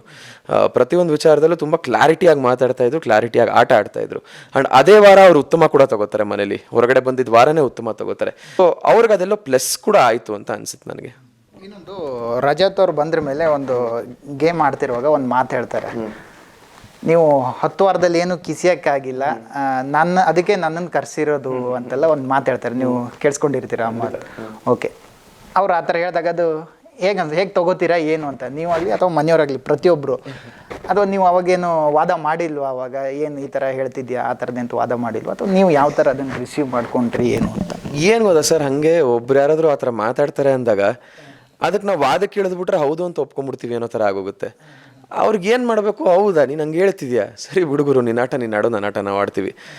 10 ವಾರ ನಾವೇನು ಕಿಸ್ದಿಲ್ಲ ಅಂದರೆ 10 ವಾರ ನಾವು ಇರೋಕೆ ಆಗ್ತಿರ್ಲಿಲ್ಲ ಅನ್ನೋದೇ ನಮ್ಮೆಲ್ಲರ ತಲೆಯಲ್ಲೂ ಇದ್ದಿದ್ದು. ಆ್ಯಂಡ್ ರಜತ್ ವ್ಯಕ್ತಿತ್ವನೇ ಹಾಗೆ, ಈಸ್ ವೆರಿ ಕಾಂಪಿಟೇಟಿವ್. ಅದು ತುಂಬ ಖುಷಿ ಆಗುತ್ತೆ, ತುಂಬ ಕಾಂಪಿಟೇಟಿವ್ ಆಗಿ ಆಟ ಆಡ್ತಾರೆ ಅವರು. ಇವಾಗ ನಾನು ಎದುರಾಳಿ ಇಂಥವನೇ ಅಂತ ಫಿಕ್ಸ್ ಆದಾಗ ನಿನ್ನ ಬಗ್ಗೆ ನಾನು ಮಾತಾಡ್ತೀನಿ 1000. ನೀನು ಅದನ್ನು ತೊಗೊಂಡು ನೀನು ಲೋ ಆದರೆ ಅದು ನಿನ್ನ ಪ್ರಾಬ್ಲಮ್, ನನ್ನ ಪ್ರಾಬ್ಲಮ್ ಅಲ್ಲ. ಅದು ನನ್ನ ಆಟದ ಸ್ಟ್ರಾಟಜಿ ಆಗಿರ್ಬೋದು. ಸೊ ನಾನು ಹಂಗೆ ಹೇಳ್ತೀನಿ, ನೀನು ತೊಗೊಳೋದು ಬಿಡೋದು ನಿನಗೆ ಬಿಟ್ಟಿದ್ದು ಅನ್ನೋ ಕ್ಯಾರೆಕ್ಟರ್ ಇರೋವಂಥ ಹುಡುಗನೇ ರಜತ್. ಸೊ ಅದು ಗೇಮ್ಗೆ ಸಖತ್ ಆ್ಯಟಿಟ್ಯೂಡ್ ಅದು. ಸೊ ಅವರು ಆ ಥರ ಮಾತಂದಾಗ ನಮ್ಗೆ ಆ್ಯಕ್ಚುಲಿ ನಗು ಬಂದಿದ್ದು ನಿಜ ಮನೇಲಿ. ಚಾನ್ಸೇ ಇಲ್ಲ, ಅದಕ್ಕೆ ಹೇಳಿದ್ದು, ನಗು ಬಂತು ನಮ್ಮೆಲ್ರಿಗೂ, ಯಾಕೆ ಹಿಂಗೆ ಹೇಳ್ತಾ ಇದ್ದೆ ನಾನು ಅಂತ ನಗು ಬಂತು. ಬಿಟ್ಟಾಕ್ರಿ ನಾವೇನು ಅಂತ ಮುಂದಿನ ವಾರದಲ್ಲಿ ಅವ್ರಿಗೆ ಗೊತ್ತಾಗುತ್ತೆ, ಅವರೇ ಆಟ ನೋಡ್ಕೊಂಡು ಹೋಗ್ತಾರೆ. ಇವಾಗೇನು ರಿಯಾಕ್ಟ್ ಮಾಡಿ ನಾವು ಡೌನ್ ಆಗೋದು ಬೇಡ ಅಂದ್ಬಿಟ್ಟೆ ಎಲ್ಲರೂ ಅಂದ್ಕೊಂಡ್ವಿ. ಗೇಮ್ ಅನ್ನೋ ವಿಚಾರಕ್ಕೆ ಬಂದರೆ, ರಜತ್ ಅವರು ಹಾಗೆ ಮಂಜಣ್ಣವರು ತುಂಬ ಅಗ್ರೆಸಿವ್ ಆಗ್ತಾರೆ, ಆ ಥರ ನಿಮ್ಗೆ ಅನಿಸ್ತಾ ಏನು ಅಂತ ಅಲ್ಲಿ? ಟಾಸ್ಕ್ ಅಂತ ಬಂದಾಗ ಒಂದು ಹೌದು ಕಾಂಪಿಟೇಷನ್, ಎದುರಾಳಿನ ಸೋಲಿಸಲೇಬೇಕು ಅನ್ನೋ ದೃಷ್ಟಿಕೋನದಲ್ಲಿ ಆಡುವಂಥದ್ದು. ಯಾವ ರೀತಿ ಆದ್ರೂ ಸೋಲ್ಸ್ಬೇಕು ಅನ್ನೋ ಇಲ್ಲ ಯಾವ ರೀತಿ ಆದರೂ ಸೋಲಿಸ್ಬೇಕು ಅಂತ ಇದ್ದಿದ್ರೆ ಬಿಗ್ ಬಾಸ್ ಮನೆಯಲ್ಲಿ ಬರೀ ಇಂಜುರೀಸೇ ಆಗೋಗಿರೋದು. ಬರೀ ಇಂಜುರೀಸ್ ಆಗಿ ಎಲ್ಲರೂ ಕೈಕಾಲು ಮುರ್ಕೊಂಡು ಕೂತಿರೋರು. ಇಲ್ಲ, ಅಲ್ಲಿ ಅದರದೇ ಆದಂಥ ಒಂದಷ್ಟು ಬೌಂಡ್ರೀಸ್ ಇರುತ್ತೆ. ಆ ಬೌಂಡ್ರೀಸ್ನ ದಾಟಿ ನಾವು ಆಡೋದಕ್ಕಾಗಲ್ಲ. ಆ ಥರ ಆಡಿದಾಗ ಟಾಸ್ಕ್ಗಳನ್ನ ಮಧ್ಯದಲ್ಲಿ ನಿಲ್ಲಿಸಿ ಬಿಗ್ ಬಾಸ್ ಬೈದಿರೋದು ಉಂಟು. ಅದು ನಿಮಗೆ ಟೆಲಿಕಾಸ್ಟ್ ಆಗದೆ ಇದ್ದಿರ್ಬೋದು. ಬಟ್ ಬಿಗ್ ಬಾಸ್ಗೆ ಪ್ರತಿ ಒಂದು ವಿಚಾರದಲ್ಲೂ ಕಾಳಜಿ ಇರ್ತಾ ಇತ್ತು. ನಾವು ಪ್ರತಿ ಫಿಸಿಕಲ್ ಟಾಸ್ಕು ಹೋಗಬೇಕಾದ್ರೆ ಆರೋಗ್ಯದ ಬಗ್ಗೆ ಗಮನ ಕೊಟ್ಟು ಆಡಬೇಕು ಅನ್ನೋ ಒಂದು ಲೈನನ್ನು ಹೇಳ್ಬಿಟ್ಟೆ ಕಳಿಸ್ತಾ ಇದ್ರು ಬಿಗ್ ಬಾಸ್. ಎಲ್ಲಿ ಮಂಜಣ್ಣ ಮತ್ತು ತ್ರಿವಿಕ್ರಮ್ದು ಒಂದು ಟಾಸ್ಕ್ ಆಗುತ್ತೆ, ಪೋಸ್ಟರ್ ಟಾಸ್ಕು. ಅಲ್ಲಿ ತ್ರಿವಿಕ್ರಮ್ ಮಂಜಣ್ಣನ ಒಂದು WWF ಮೂವಲ್ಲಿ ಎತ್ತು ಬಿಸಾಕ್ತಾರೆ. ಅದಾದ್ಮೇಲಿಂದ ಮನೆಯವರೆಲ್ಲರೂ ಕಾನ್ಷಿಯಸ್ ಆದರು, ನಾವು ಹಿಂಗೆ ಆಡಿದ್ರೆ ಆಗಲ್ಲ, ಇದು ದಿಸ್ ಇಸ್ ನಾಟ್ ರೈಟ್, ಈ ಥರ ಆಡೋದಕ್ಕಾಗಲ್ಲ. ಆಟದ ಒಂದು ಚೌಕಟ್ಟಿರುತ್ತೆ, ಅದ್ರ ಒಳಗೆ ನಾವು ಆಡ್ತಾ ಹೋಗಬೇಕು ಅನ್ನೋ ಒಂದು ಕಾನ್ಷಿಯಸ್ನೆಸ್ಗೆ ಬಂದರು, ಆಡಿದ್ರು. ಆ್ಯಂಡ್ ಒಬ್ಬೊಬ್ರದ್ದು ಫಿಸಿಕಲ್ ಸ್ಟ್ರೆಂತ್ ಒಂದೊಂದು ಥರ ಇರುತ್ತೆ. ಫಾರ್ ಎಕ್ಸಾಂಪಲ್, ನೀವು ತ್ರಿವಿಕ್ರಮ್ ಮತ್ತು ರಜಾತ್ ಆಡೋದು ನೋಡಿದ್ರೆ ಅದು ಬೇರೆ ಥರನೇ ಕಾಣಿಸುತ್ತೆ. ಯಾಕಂದರೆ ಇಬ್ಬರು ಹ್ಯೂಜ್ ಪರ್ಸ್ನಾಲಿಟೀಸ್, ಅವರಿಬ್ಬರು ಜೈಜಾಂಟಿಕ್ ಆಗಿದ್ದಾರೆ ನೋಡೋದಕ್ಕೆ. ಸೊ ಅವರಿಬ್ಬರು ಸುಮ್ಮನೆ ಹಿಡ್ಕೊಂಡ್ರು ಅವರೇನೋ ರೆಸ್ಲಿಂಗ್ ಮಾಡ್ತಿದ್ದಾರೆ ಅಂತಲೇ ಅನ್ಸುತ್ತೆ ನಿಮಗೆ. ಸೊ ಆ ಥರ ಹೊರಗಡೆ ಕಾಣಿಸಿರ್ಬೋದೇ ಹೊರತು ಯಾರು ತುಂಬ ಅಗ್ರೆಸಿವ್ ಆಗಿ ಅವ್ರನ್ನ ತುಳಿಬೇಕು, ಮುರಿದಾಕ್ಬೇಕು, ಕೈಕಾಲು ಮುರಿದಾಕ್ಬೇಕು. ಆಮೇಲೆ ಸುರೇಶ್ ಅಣ್ಣನ ಕಾಲಿಗೆ ಏಟಾಗಿದ್ದು ಅನ್ಇಂಟೆನ್ಷನಲ್. ಅದು ಮಂಜಣ್ಣನ ಹಿಂಗೆ ಎಳ್ಕೊಂಡು ಬೀಳ್ಬೇಕಾದ್ರೆ ಸುರೇಶ್ ಅಣ್ಣನ ಕಾಲು ಸಿಗಾಕೋತು, ಅದ್ರ ಮೇಲೆ ಇಬ್ಬರು ಬಿದ್ದರು ಅನ್ನೋ ಕಾರಣಕ್ಕೆ ಅವ್ರಿಗೆ ಮೂಳೆಗೆ ಸಮಸ್ಯೆ ಆಯಿತು. ಸೊ ಯಾರು ಹರ್ಟ್ ಮಾಡಬೇಕು ಅಥವಾ ಹೆಂಗಾದರೂ ಸೋಲಿಸ್ಬೇಕು ಅಂತ ಯಾರು ಆಟ ಆಡಲ್ಲ. ಆ್ಯಂಡ್ ನಾವೆಲ್ಲರೂ, ನಾನು ಫಸ್ಟ್ ಟಾಸ್ಕಿಂದನೇ ಹೇಳ್ತೀನಿ, ನಾನು ನರಕದಲ್ಲಿದ್ದಾಗ ತ್ರಿವಿಕ್ರಮ್ ಹತ್ರ ಒಂದು ಟಾಸ್ಕ್ ಆಡಿದ್ದೆ. ಅಲ್ಲೂ ಅಷ್ಟೇ, ಭಯ ಏನೂ ಆಗಿಲ್ಲ ಭಯ, ಓಕೆನಾ ಭಯ. ನಾನು ಅಷ್ಟೇ ಮೂಗು ಹತ್ರ ಬಾಲ್ ಹಿಡ್ಕೊಳಕ್ಕೆ ಹೋಗ್ತಿದ್ದಾಗ ಮೂಗು ಹುಷಾರು ಭಯ, ಉಗುರಿದೆ ಏನಾದರೂ ತರಚ್ಬಿಡುತ್ತೆ, ಹುಷಾರು ಅಂತ ನಾನು ಹೇಳ್ತಾ ಇದ್ದೆ. ಸೊ ಎಲ್ಲರೂ ತುಂಬ ಕನಸಿನಿಂದನೇ ಆಡ್ತೀವಿ. ನಿಮ್ಮನ್ನು ಬಿಟ್ಟು ಮತ್ತೆ ಯಾರು ಹೊರಗಡೆ ಹೋಗಿ ತುಂಬ ಶಾಕಿಂಗ್ ಅನಿಸ್ತು ಅಂತ ಬಿಗ್ ಬಾಸ್ ಮನೇಲಿ? ಹೊರಗಡೆ ಹೋಗಿದ್ದು ಶಾಕಿಂಗ್ ಮೋಸ್ಟ್ಲಿ ಅದೇ ಅನುಷಾ ಆ್ಯಂಡ್ ಧರ್ಮ ಅವರು ಅಷ್ಟು ಬೇಗ ಹೋಗಿದ್ದು ಶಾಕಿಂಗ್ ಅಂತ ಅನ್ನಿಸ್ತು ನನಗೆ. ಇನ್ನೊಂದಷ್ಟು ವಾರಗಳು ಇರಬೇಕಾದಂಥ ಕಂಟೆಸ್ಟೆಂಟ್ಸ್ ಅವ್ರು ಹೋಗಿದ್ದು ಶಾಕಿಂಗ್ ಅಂತ ಅನ್ನಿಸ್ತು. ಅದೆಲ್ಲದಕ್ಕಿಂತ ದೊಡ್ಡ ಶಾಕು ಮನೇಲಿರೋರಿಗೆ ಶೋಭಾ ಹೋಗಿದ್ದು. ಶೋಭಾ, ಹೌದು, ನಾವೆಲ್ಲರೂ ನೋಡ್ತಿದ್ವಿ, ತುಂಬ ಸಿಕ್ಕಾಪಟ್ಟೆ ಹೆಲ್ತ್ ಇಶ್ಯೂಸ್ ಆಗಿತ್ತು ಅವ್ರಿಗೆ, ತುಂಬ ಹೆಲ್ತ್ ಇಶ್ಯೂಸ್ ಆಗಿತ್ತು. ಸೊ ಅದನ್ನೆಲ್ಲ ಮೆಟ್ಟಿ ನಿಲ್ತಾರೆ. ವಿಲ್ ಪವರ್ ತುಂಬ ಚೆನ್ನಾಗಿದೆ ಅಂತ ಅನ್ಕೋತಾ ಇದ್ವಿ. ಹೌದು, ಬಟ್ ಅವ್ರು ತುಂಬ ಸ್ಟ್ರಾಂಗ್ ಆಗಿದ್ದಾರೆ. ನಾವು ಅವ್ರು ಬೇರೆ ಭಾಷೆಯಲ್ಲಿ ಆಡಿರೋದು ನಾವು ನೋಡಿದ್ದೀವಿ, ಹೆಂಗೆ ಆಡಿದ್ದಾರೆ ಅಂತ. ಬಟ್ ಹೆಲ್ತ್ ಅನ್ನೋದು ಯಾರಿಗೂ ಪ್ರಿಡಿಕ್ಟ್ ಮಾಡೋಕ್ಕಾಗಲ್ವಲ್ಲ ಏನಾಗುತ್ತೆ ಅಂತ. ತುಂಬ ಅನುಭವಿಸಿರೋದು ನೋಡಿದ್ವಿ ನಾವು ಮನೇಲಿ, ಸಿಕ್ಕಾಪಟ್ಟೆ ಹೆಲ್ತ್ ಕೈ ಕೊಟ್ಟಿತ್ತು. ಬಟ್ ಅವರು ಅವತ್ತು ಸುದೀಪಣ್ಣ ಹೇಳಿದ್ಮೇಲೆ ಒಪ್ಕೊಂಡು, ಇಲ್ಲ ನಾನು ಆಡ್ತೀನಿ ಸರ್ ಅಂತ ಹೇಳಿದ್ಮೇಲೂ ಮತ್ತೆ ಹೋಗ್ತೀನಿ ಅಂದಿದ್ದು ಶಾಕಿಂಗ್ ಆಯಿತು. ಬಟ್ ನಮ್ಮೆಲ್ರಿಗೂ ಇದ್ದಿದ್ದು ಅವ್ರು ಬೇಗ ಹುಷಾರಾಗಲಿ ಅನ್ನೋದೊಂದೇ ಇದ್ದಿದ್ದು ಅಷ್ಟೇ. ನೀವು ಹೊರಗಡೆ ಬಂದ್ರ ಮೇಲೆ ಯಾರನ್ನಾದರೂ ಭೇಟಿ ಆದ್ರೆ ಅಥವಾ ಫೋನ್ ಕಾಂಟ್ಯಾಕ್ಟ್ ಯಾರನ್ನಾದ್ರು ಮಾಡಿದ್ರ ಅಂತ ನಿಮ್ಮ ಜೊತೆ ಇದ್ದವ್ರ ಜೊತೆ? ಫೋನಲ್ಲಿ ನಾನು ಸುರೇಶ್ ಅಣ್ಣನ ಜೊತೆ ಮಾತಾಡಿದೆ, ಇವತ್ತು ಬೆಳಗ್ಗೆ ಮಾತಾಡಿದೆ ಅವ್ರ ಜೊತೆ. ಆ್ಯಂಡ್ ಮಾನಸನ್ ಜೊತೆ ಮಾತಾಡಿದೆ, ಆ್ಯಂಡ್ ಅನುಷನ್ ಜೊತೆ ಮಾತಾಡಿದೆ. ಧರ್ಮನ್ ಜೊತೆ ಮಾತಾಡೋಕ್ಕಾಗಿಲ್ಲ, ಬ್ಯುಸಿ ಇದ್ರೆ ಅನಿಸುತ್ತೆ. ಇವ್ರು 3 ಜನ ಜೊತೆ ಮಾತಾಡೋಕ್ಕೆ ಸಿಕ್ತು ನನಗೆ. ನೀವು ಹೋದ ನಂತರನೇ ಅವ್ರು ಸುರೇಶ್ ಅವ್ರು ಬಂದರು. ಓಕೆ, ಏನು ಕಾರಣ ಏನಂದ್ರೆ ಏನಾದರೂ ಹೇಳಿದ್ರ, ರೀಸನ್ ಏನಾದರೂ ಹೇಳಿದ್ರ ನಿಮ್ಮ ಜೊತೆ ಮಾತಾಡಿ ಏನಾಗಿತ್ತು? ಅಂದರೆ ಒಂದು, ಅವರು ಇವತ್ತು ಸಂಜೆ ಎಲ್ಲದಕ್ಕೂ ಕ್ಲಾರಿಟಿ ಕೊಡ್ತೀನಿ ಅಂತ ಅವ್ರು ಹೇಳಿದ್ದಾರೆ. ಅದಕ್ಕೆ ಮುಂಚೆ ನನಗೆ ಕೇಳಿದಾಗ ಏನಾದರೂ ಹೇಳ್ಬೋದಾ ಅಣ್ಣ ಅಂತ ಕೇಳಿದಾಗ ಇದನ್ನು ಹೇಳಿ ಶಿಶಿರ್ ಅಂತ ಹೇಳಿದ್ದಾರೆ. ಏನಪ್ಪ ಅಂದರೆ ಅವ್ರಿಗೆ ಬಿಸ್ನೆಸ್ಸಲ್ಲಿ ಒಂದಷ್ಟು ಸಮಸ್ಯೆಗಳಾಗಿತ್ತಂತೆ. ಆ ಸಮಸ್ಯೆಗಳನ್ನು ಸಾಲ್ವ್ ಮಾಡೋದಕ್ಕೆ ಸುರೇಶ್ ಅವರೇ ಹೊರಗಡೆ ಹೋಗಿ ಅದನ್ನು ನಿಂತು ಸಾಲ್ವ್ ಮಾಡಬೇಕಾಗಿತ್ತು ಅನ್ನೋ ವಿಚಾರ. ಬಿಕಾಸ್ ಅದು ತುಂಬ ದೊಡ್ಡ ಮಟ್ಟದಲ್ಲಿ ಆಗಿದ್ದಂಥ ಸಮಸ್ಯೆಗಳು. ಸೊ ಆ ವ್ಯಕ್ತಿನೇ ನಿಂತು ಸಾಲ್ವ್ ಮಾಡಬೇಕಾಗಿತ್ತು, ಇಲ್ಲಾಂದರೆ ಅದು ಬೇರೆ ರೀತಿಯಲ್ಲೇ ತಿರುಗಿಬಿಟ್ಟಿರೋದು ಅನ್ನೋ ಕಾರಣಕ್ಕೆ ನಾನು ಹೋಗಲೇಬೇಕಾಗಿತ್ತು ಶಿಶಿರ್. ಅದಕ್ಕೋಸ್ಕರ ಬಂದೆ. ಇದು ಯಾರಾದರೂ ಕೇಳಿದ್ರೆ ನೀವು ಹಿಂಗೆ ಹೇಳಿ ತೊಂದರೆ ಇಲ್ಲ, ಬಟ್ ನಾನು ಇವತ್ತು ಸಂಜೆ ಅದ್ರ ಬಗ್ಗೆ ಎಲ್ರಿಗೂ ಕ್ಲಾರಿಟಿ ಕೊಡ್ತೀನಿ ಅಂತ ಹೇಳಿದ್ದಾರೆ. ಮತ್ತೆ ಏನಾದರೂ ಬಿಗ್ ಬಾಸ್ ಮನೆಗೆ ಹೋಗುವಂಥದ್ದು ಏನಾದರೂ ಇದೆಯಾ ಅಂತ ಏನು ಸುರೇಶ್ ಅವರು? ಇಲ್ಲ, ಅದ್ರ ಬಗ್ಗೆ ನಾವೇನು ಡಿಸ್ಕಸ್ ಮಾಡಿಲ್ಲ. ಮೋಸ್ಟ್ಲಿ ಗೊತ್ತಿಲ್ಲ, ಆಪರ್ಚುನಿಟಿ ಬಂದರೆ ಹೋಗ್ತಾರೋ ಇಲ್ವೋ ಗೊತ್ತಿಲ್ಲ. ಇನ್ನೊಂದು, ಶಿಶಿರ್ ಅವರನ್ನು ಮತ್ತೆ ಕರೆದ್ರೆ ಹೋಗ್ತೀರಾ ಬಿಗ್ ಬಾಸ್ ಮನೆಗೆ ಏನು ಅಂತ? ಫಿನಾಲೆಗೆ ಹೋಗ್ತೀನಿ ಸರ್. ಇಲ್ಲ, ಮನೆ ಬಗ್ಗೆ ಬೇಜಾರಿಲ್ಲ. ಈಗ ಆಲ್ರೆಡಿ 3 ಜನ ವೈಲ್ಡ್ ಕಾರ್ಡ್ಸ್ ಬಂದಿದ್ದಾರೆ. ನಾನು ತುಂಬ ಪ್ರಾಕ್ಟಿಕಲಾಗಿ ಹೇಳ್ತಾ ಇದ್ದೀನಿ, ಅದಕ್ಕೆ ಮತ್ತೊಂದು ವೈಲ್ಡ್ ಕಾರ್ಡ್ ಅವಶ್ಯಕತೆ ಮನೆಗಿಲ್ಲ. ಅಲ್ಲಿ ಆಟಗಾರರು ತುಂಬ ಆಟ ಆಡ್ತಾ ಇದ್ದಾರೆ, ಅವ್ರ ಆಟ ಮುಂದಕ್ಕೆ ಹೋಗಲಿ. ಹೌದು, ಮತ್ತೇನಾದರೂ ಮಧ್ಯದಲ್ಲಿ ಕರೆದ್ರೆ ಹೋಗ್ತೀನಿ. ನನಗೆ ಹೋಗಬಾರ್ದು ಅಂತ ಖಂಡಿತ ಇಲ್ಲ. ಅದು ನನ್ನ ಮನೆ ಅಂತಲೇ ನಾನು ವಾಪಸ್ ಹೋಗ್ತೀನಿ. ಯಾಕಂದರೆ ನಾನು ಮಾಡಬೇಕಾಗಿರೋ ಕೆಲಸಗಳು ತುಂಬ ಎಷ್ಟೋ ಅರ್ಧಕ್ಕೆ ಬಿಟ್ಟು ಬಂದಿದ್ದೀನಿ ಆ ಮನೇಲಿ. ಅದನ್ನೆಲ್ಲ ಮಾಡಬೇಕು ಅನ್ನೋ ನಿಟ್ಟಿನಲ್ಲಿ ಹೋಗ್ತೀನಿ. ಬಟ್ ಹೊರಗಡೆ ಬಂದ ಆಟಗಾರ ಒಂದಷ್ಟು ಎಪಿಸೋಡ್ಸ್ಗಳನ್ನ ನೋಡಿಕೊಂಡು ಒಳಗೆ ಹೋಗಿ ಆಟ ಆಡೋದು ಸ್ವಲ್ಪ ಅನ್ಫೇರ್ ಅನಿಸುತ್ತೆ. ಅಲ್ಲಿರೋ ಆಟಗಾರರಿಗೆ ಅನ್ಫೇರ್ ಅನಿಸುತ್ತೆ. ನೀವು ಎಪಿಸೋಡ್ ನೋಡಿದ್ರಾ ಏನು ಅಂತ ಬಂದಾದ್ರ ಮೇಲೆ? ಇವಾಗ ನನ್ನನ್ನು ಯಾವಾಗಲೇ ನನಗೆ ಇನ್ ಕೇಸ್ ಮನೆ ಒಳಗೆ ಕರೆದ್ರು, ನಾನು ನನ್ನ ಎಥಿಕ್ಸಿಂದ ನಾನು ಎಪಿಸೋಡ್ ನೋಡಲ್ಲ ಅಂತ ಇಟ್ಕೊಳ್ಳಿ, ಇಲ್ಲಪ್ಪ ನಾನು ನೋಡಲ್ಲ, ನಾನು ಹೋಗ್ತಾ ಇದ್ದೀನಿ ಅಂತಲೇ ಇಟ್ಕೊಳ್ಳಿ. ಬಟ್ ಒಳಗಡೆ ಇರೋರಿಗೆ ಏನು ಅನಿಸುತ್ತೆ, ಇವನು ಎಪಿಸೋಡ್ ನೋಡ್ಕೊಂಡೇ ಬಂದಿರ್ತಾನೆ, ಹಾಗಾಗಿ ಒಂದಷ್ಟು ವಿಚಾರಗಳನ್ನ ಇಲ್ಲಿ ಮಾತಾಡ್ತಾ ಇದ್ದಾನೆ, ಬೇರೆ ರೀತಿ ಆಡ್ತಿದ್ದಾನೆ ಅಂತ ಅನಿಸ್ಬಿಡುತ್ತೆ. ಇವಾಗ ನಾನು ಒಂದಷ್ಟು ಕ್ಲಿಪ್ಸ್ನ ನೋಡಿದ್ದೀನಿ, ನಾನು ಎಪಿಸೋಡ್ ನೋಡೋ ಅವಶ್ಯಕತೆನೇ ಇಲ್ಲ. ಇನ್ಸ್ಟಾಗ್ರಾಮ್ ತೆಗೆದ್ರೆ ಬರೀ ನಮ್ಮ ಸೀಸನ್ದೇ ಒಂದಷ್ಟು ನೋಡ್ಬಿಟ್ಟಿದ್ದೀನಿ ನಾನು ಎಪಿಸೋಡ್ ನೋಡಿದ ಲೆಕ್ಕನೇ ಆಗೋಗಿದೆ ಅದು. ನನಗೆ ಆದಂಥ ಒಂದಷ್ಟು ಥಾಟ್ಸ್, ಒಪಿನಿಯನ್ಸ್ ಮೈಂಡಲ್ಲಿ ಕ್ರಿಯೇಟ್ ಆಗೋಗಿದೆ ಆಲ್ರೆಡಿ. ಬಟ್ ಅಲ್ಲಿರೋ ಪ್ಲೇಯರ್ಸ್ಗೆ ಯಾವುದೂ ಜಡ್ಜ್ಮೆಂಟ್ ಇಲ್ಲ, ಏನಾಗ್ತಿದೆ ಏನಾಗಿದೆ ಅನ್ನೋ ಜಡ್ಜ್ಮೆಂಟ್ ಇಲ್ಲ. ನಾನು ಒಂದು ಜಡ್ಜ್ಮೆಂಟ್ ಇಟ್ಕೊಂಡು ಒಳಗೋಗಿ ಆಡಿದ್ರೆ ಅಲ್ಲಿರೋ ಆಟಗಾರರಿಗೆ ಅನ್ಫೇರ್ ಆಗುತ್ತೆ, ತಪ್ಪಾಗುತ್ತೆ. It's not right. ಇನ್ನು ಇದೆಲ್ಲ ಆಯಿತು, ಬಿಗ್ ಬಾಸ್ ಬಿನ್ ಹೊರತುಪಡಿಸಿ ಮುಂದಿನ ಪ್ಲ್ಯಾನ್ ಏನು ಅಂತ ಶಿಶಿರ್ ಅವ್ರದ್ದು? ಬಿಗ್ ಬಾಸ್ಗೆ ಮುಂಚೆ ಒಂದು 2 ಸಿನಿಮಾ ಶೂಟಿಂಗ್ ಅರ್ಧಕ್ಕೆ ನಿಂತಿತ್ತು, ಅದು ಬಿಗ್ ಬಾಸ್ಗೋಸ್ಕರ ಬಂದಿದ್ದೆ. ಆ 2 ಪ್ರಾಜೆಕ್ಟ್ನ ಕಂಪ್ಲೀಟ್ ಮಾಡಬೇಕು ಅನ್ನೋದಿದೆ ಸಿನಿಮಾ. ಅದಾದ ನಂತರ ಇನ್ನೊಂದಷ್ಟು ಲೈನಪ್ಸ್ ರೆಡಿ ಆಗ್ತಾ ಇದೆ, ಒಂದಷ್ಟು ಕರೆಗಳು ಬರ್ತಾ ಇದೆ, ಅದೆಲ್ಲ ಕೂತು ಮಾತಾಡಿ ಅದನ್ನೊಂದು ಫಿಕ್ಸ್ ಮಾಡ್ಕೋಬೇಕಾಗಿದೆ. ಆ್ಯಂಡ್ ನಾನು ಬರೀ ಸಿನಿಮಾ ಅಂತ ಸೀಮಿತ ಆಗಿಲ್ಲ, ನನಗೆ ಟೆಲಿವಿಷನ್ನು ಕೂಡ ಏನಾದರೂ ಅದ್ಭುತವಾಗಿರೋ ಪ್ರೊಡಕ್ಷನ್ ಬಂದರೆ ಅಥವಾ ಅದ್ಭುತವಾಗಿರೋ ಪಾತ್ರ ಬಂದರೆ ಅದನ್ನು ತೊಗೋತೀನಿ. ನಾನು ಯಾವುದನ್ನು ಕೆಲಸ ಅಂತ ಬಂದರೆ ನನಗೆ ಎಲ್ಲವೂ ಸಮಾನೆ, ಅದನ್ನು ತೊಗೋತೀನಿ. ಅದಕ್ಕಿಂತ ದೊಡ್ಡ ಮಟ್ಟದಲ್ಲಿ ಆಸೆ ಇರೋದು ನನಗೆ ಅದರ ಒಂದು ಶೋನ ಹೋಸ್ಟ್ ಮಾಡಬೇಕು ಅಂತ ತುಂಬ ಆಸೆ ಇದೆ. ಬಿಗ್ ಬಾಸೇ ಮಾಡಿಬಿಡಿ ಸರ್. ಆ ಜಾಗಕ್ಕೆ ನಿಂತ್ಕೊಳ್ಳೋದಕ್ಕೆ ನಾವು ಇನ್ನೂ ಕೋಟಿ ಜನ್ಮಗಳು ಎತ್ತು ಬಂದರೂ ಆಗಲ್ಲ ಸರ್. ಆ ವ್ಯಕ್ತಿತ್ವ, ಆ ಒಂದು ತೂಕ ನಿಜವಾಗ್ಲೂ ಕಷ್ಟ ಇದೆ ಆ ಜಾಗ ತುಂಬೋದು. ಬಟ್ ನಿಭಾಯಿಸೋದು ತುಂಬ ಕಷ್ಟ. ಅದು ಸಿಕ್ಕಾಬಿಡ ಏನು ಅಲ್ಲಿ ಒಬ್ಬೊಬ್ಬರು ಒಂದೊಂಥರ, ಒಬ್ಬೊಬ್ಬರು ಸಾಮಾನ್ಯನ ಅಲ್ಲಿರೋರು 17 ಜನ ಕಂಟೆಸ್ಟೆಂಟ್ಸು. ಆ 17 ಜನನ್ನ ಆ್ಯಂಡ್ ಇಡೀ ಶೋನ, ಕರ್ನಾಟಕನ ನೋಡ್ತಿರೋ ವೀಕ್ಷಕರನ್ನ ಈ 2 ಕೈಯಲ್ಲಿ ಹಿಂಗೆ ಹಿಡ್ಕೊಂಡು ಸಂಭಾಳಿಸ್ಬೇಕು ಅಂದರೆ ಆ ಸುದೀಪ್ ಅಣ್ಣಂಗೆ ಮಾತ್ರ ಸಾಧ್ಯ, ಆ ತೂಕಕ್ಕೆ ಮಾತ್ರ ಸಾಧ್ಯ. ಅದು ಅಲ್ಲಿ ನಾನು ಇನ್ಯಾರನ್ನೂ ಊಹಿಸ್ಕೊಳ್ಳಲ್ಲ ಸರ್. ಇನ್ನೊಂದು ನ್ಯೂಸ್ ಕೇಳ್ಬರ್ತೀನಿ ಅಂದರೆ ಸುದೀಪ್ ಸರ್ ಕೂಡ ಅಂದರೆ ಅವ್ರ ಕೆಲಸದ ಒತ್ತಡದಿಂದ ನೆಕ್ಸ್ಟ್ ಸೀಸನ್ಗಳು ಮಾಡೋಕ್ಕಾಗ್ತಿಲ್ಲ ಅಂತ ಒಂದಿಷ್ಟು ಮಾತುಕತೆ ಎಲ್ಲ ಬರ್ತಾ ಇದೆ ಸರ್. ಏನು ಅನಿಸುತ್ತೆ ನಿಮಗೆ ಅಥವಾ ಅಂತ? ಏನಿಲ್ಲ ಸರ್, ನಾವು 11 ಸೀಸನ್ ಅವರು ತುಂಬ ಲಕ್ಕಿ ಅನಿಸುತ್ತೆ. ನಾವೇನು 11 ಸೀಸನ್ ಅವರು ಇದ್ದೀವಿ, ಅಣ್ಣನ ಮುಂದೆ ಯಾರ್ಯಾರು ನಿಂತಿದ್ವಿ ಅವರಷ್ಟು ಜನ ಲಕ್ಕಿ ಅಂತ ಅನಿಸುತ್ತೆ. ಇನ್ನು ಮುಂದೆ ಆಬ್ವಿಯಸ್ಲಿ ಚಾನಲ್ ಅವರು ಅದೇ ತೂಕದ ವ್ಯಕ್ತಿತ್ವನ ಕರ್ಕೊಂಬಂದು ನಿಲ್ಲಿಸೋ ಪ್ರಯತ್ನಗಳೆಲ್ಲ ಮಾಡ್ತಾರೆ. ನನಗೆ ಅದ್ರ ಬಗ್ಗೆ ತುಂಬ ನಂಬಿಕೆ ಇದೆ ಚಾನಲ್ ಅವ್ರ ಮೇಲೆ. ಬಟ್ ಸುದೀಪ್ ಅಣ್ಣನ ಥರ ಆ ಜಾಗನ ಬೇರೆ ಯಾರು ತುಂಬಕ್ಕಾಗಲ್ಲ ಅನ್ನೋ ಬೇಜಾರಿದೆ. ಆ್ಯಂಡ್ ಹೌದು, ಸುದೀಪ್ ಅಣ್ಣ ಎಷ್ಟು ಸ್ಟ್ರೆಸ್ ಆಗ್ತಿದ್ರು ಅನ್ನೋದು ನಮ್ಮೆಲ್ರಿಗೂ ಗೊತ್ತಿದೆ. ನೀವು ವೀಕೆಂಡ್ ಎಪಿಸೋಡ್ನ 2 ಅವರ್ ನೋಡ್ತಾ ಇದ್ರಿ, ಬಟ್ ಅಲ್ಲಿ ಫಾರ್ ಎಕ್ಸಾಂಪಲ್ ಶನಿವಾರದ ಎಪಿಸೋಡ್ 2 ಸೆಗ್ಮೆಂಟಲ್ಲಿ ನಡೆಯೋದು. ಒಂದು ಸೆಗ್ಮೆಂಟ್ ಆಗಿ, ಒಂದು ಬ್ರೇಕ್ ಆಗಿ, ಇನ್ನೊಂದು ಸೆಗ್ಮೆಂಟಲ್ಲಿ ನಡೆಯೋದು. ಪ್ರತಿ ಸೆಗ್ಮೆಂಟು ಹತ್ತತ್ರ 1.5 ಅವರಿಂದ 1.25 ಅವರ್ ನಿಂತ್ಕೊಳ್ಳೋರಣ್ಣ, ಲಿಟ್ರಲಿ ಅಷ್ಟೊತ್ತು ನಿಂತ್ಕೊಳ್ಳೋರು, ನೋ ಬ್ರೇಕ್ಸ್, ಕಂಟಿನ್ಯೂಸ್ ನಿಂತ್ಕೊಳ್ಳೋರು. ಅಲ್ಲಿ ನಾವು ಏನೋ ಒಂದಷ್ಟು ಮಾತಾಡ್ತಾ ಇರ್ತಿದ್ವಿ, ಇದೆಲ್ಲ ಕೇಳಿಸ್ಕೊಂಡು ತಾಳ್ಮೆಯಿಂದ ನಿಂತ್ಕೊಳ್ಳೋರು. ತುಂಬ ಕಷ್ಟ ಇದೆ ಸರ್, 1.25 ಅವರು ಆ ಸ್ಟೇಜಲ್ಲಿ ನಮ್ಮನ್ನೆಲ್ಲ ಹ್ಯಾಂಡ್ಲ್ ಮಾಡ್ಕೊಂಡು ನಿಂತ್ಕೊಳ್ಳೋದು, ಮತ್ತೆ ಇನ್ನೊಂದು 2 ಅವರ್ ನಿಂತ್ಕೊಳ್ಳೋದು, ಸಿಕ್ಕಾಪಟ್ಟೆ ಕಷ್ಟ ಇದೆ ಅದು. ಆ ಕಮಿಟ್ಮೆಂಟ್ ಇರೋದಕ್ಕೆ ಅವರು ಅಷ್ಟು ಸೀಸನ್ ನಡ್ಸ್ಕೊಂಬಂದಿದ್ದು. ಸೊ ಆ ಒಂದು ಡೆಡಿಕೇಶನ್ ಇದೆಯಲ್ಲ, ತುಂಬ ಕಲಿಯೋದಿದೆ ಅದರಲ್ಲಿ. ಅದನ್ನು ಬೇರೆ ನೆಕ್ಸ್ಟ್ ಬರೋರು ಮಿಸ್ ಮಾಡ್ಕೊಂಡ್ಬಿಡ್ತಾರೆ ಏನೋ ಅನ್ನೋದು.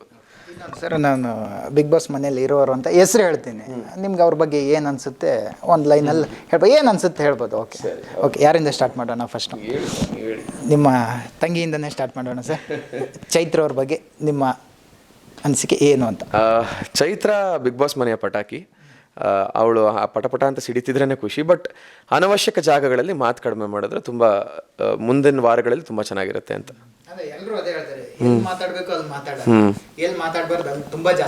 ಇಲ್ಲ, ಎಲ್ಲಿ ಮಾತಾಡಬೇಕು ಮಾತಾಡಿರ್ತಾಳೆ, ಎಲ್ಲಿ ಮಾತಾಡಬಾರ್ದು ಮಾತಾಡಿ, ಎಲ್ಲಿ ಮಾತಾಡಬೇಕಾಗಿರೋ ಜಾಗದಲ್ಲಿ ಮಾತಾಡಿರೋದೆಲ್ಲ ಶಾಡೋ ಮಾಡ್ಬಿಡ್ತಾಳೆ, ಅದು ಸಮಸ್ಯೆ.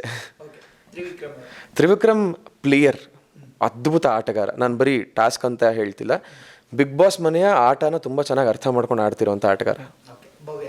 ಭವ್ಯ ಫಿಸಿಕಲಿ ಸ್ಟ್ರಾಂಗ್, ಸಿಕ್ಕಾಬಡೆ ಸ್ಟ್ರಾಂಗ್ ಇರೋವಂಥ ಹುಡುಗಿ. ಅದೇ ನೀವೇ ಹೇಳಿದಾಗೆ ಆ ಒಂದು ಶ್ಯಾಡೋಯಿಂದ ಹೊರಗಡೆ ಬಂದು ಆಟ ಆಡೋಕ್ಕೆ ಇವಾಗ ಶುರು ಮಾಡಿದ್ದಾಳೆ. ಹೋದ ವಾರದಿಂದ, ನಾನು ಇದ್ದಿದ್ದ ವಾರದಿಂದನೇ ಶುರು ಮಾಡಿದ್ದಾಳೆ ಅದನ್ನು. ಅದು ಮುಂದಿನ ವಾರಗಳಲ್ಲಿ ಕಂಟಿನ್ಯೂ ಮಾಡ್ತಾ ಹೋದರೆ ಪಕ್ಕ ಟಾಪ್ 5 ಇರ್ತಾಳೆ. ಗೌತಮಿ ಅವರು ಪಾಸಿಟಿವಿಟಿಯ ಒಂದು ನೆರಳಲ್ಲೇ ಬಂದವರು.